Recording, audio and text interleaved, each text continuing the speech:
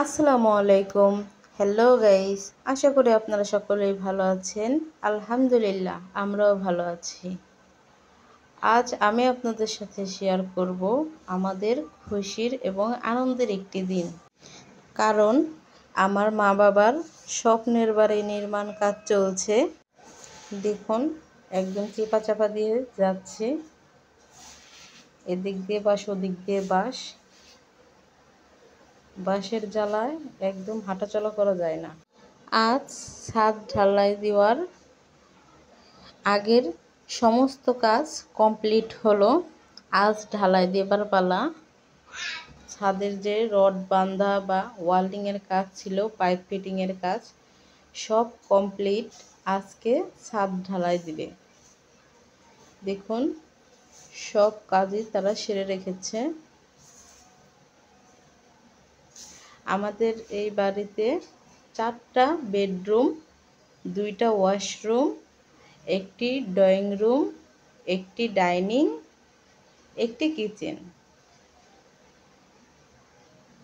এটাই আমার মা বাবার স্বপ্নের বাড়ি।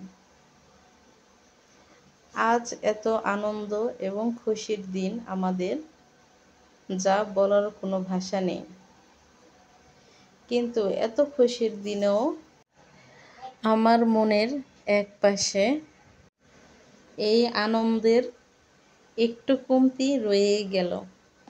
কারণ আজ আমরা সবাই খুশি, সবাই একসাথে, কিন্তু আমাদের কলিজার টুকরা একমাত্র ভাই আমাদের সাথে আজ বাড়িতে নেই। সে আছে ওই দূর প্রবাসে, সৌদি আরব। আমার একমাত্র ভাই আমাদের মা বাবার স্বপ্ন পূরণের লক্ষ্যে কাজ করে যাচ্ছে। তার কঠিন পরিশ্রমের পারিশ্রমিক দিয়েই আমাদের এই বাড়ির কাজ সম্পূর্ণ হবে ইনশাআল্লাহ। আমাদের যতই আনন্দ বা অনুষ্ঠান হোক, আমার ভাইকে ছাড়া পুরা আনন্দটাই আমার কাছে অসম্পূর্ণ লাগে। আমরা 3 বোন, একটা মাত্র ভাই। যখনই কোনো অনুষ্ঠান হতো আমরা সবাই একসাথে যেতাম, কিন্তু 3 বছর যাবৎ আমার ভাইটা ওই দূর প্রবাসে। তাই আমাদের শত আনন্দ আমার কাছে পারফেক্ট আনন্দ মনে হয় না, একটু কমতি থেকেই যায়। আল্লাহর কাছে দোয়া করি, আল্লাহ যেন আমাদের সকলের কলিজার টুকরা, 2 নয়নের নয়নমণি আমার একমাত্র ভাইটাকে যেন যেখানেই থাকুক না কেন ভালো ও সুস্থ রাখেন, এবং অতি শীঘ্রই যেন আমার ভাইটা আমাদের কাছে বাংলাদেশে সহি সালামতে আমাদের কাছে ফিরে আসতে পারে। দেখুন, ঢালাই কাজ শুরু হয়ে গেছে। মিস্ত্রিরা তাদের নিজ দায়িত্ব নিয়ে যার যার মতো নিজ গতিতে ঢালাই কাজ শুরু করেছে। কেউ মেশিনে মালপত্র দিচ্ছে, কেউ আবার গুলানো মিশ্রণটাকে ছাদে নিয়ে ঢেলে দিচ্ছে। যার যার কাজ শেষে ভাগাভাগি করে নিয়েছে। দেখুন, আস্তে আস্তে ঢালাই কাজ চলছে। আমাদের মা বাবার এই স্বপ্নের বাড়িটি 3 তলা ফাউন্ডেশন করা হয়েছে। নিচতলায় 1 তলার ছাদ ঢালাই দেওয়া হচ্ছে আজ। পরবর্তীতে আস্তে আস্তে উপরের তালাগুলো কমপ্লিট করা হবে। একদিকে মিস্ত্রিরা তাদের আপন গতিতে ছাদ ঢালাই দিচ্ছে, অন্যদিকে দেখুন রান্না বান্না চলছে।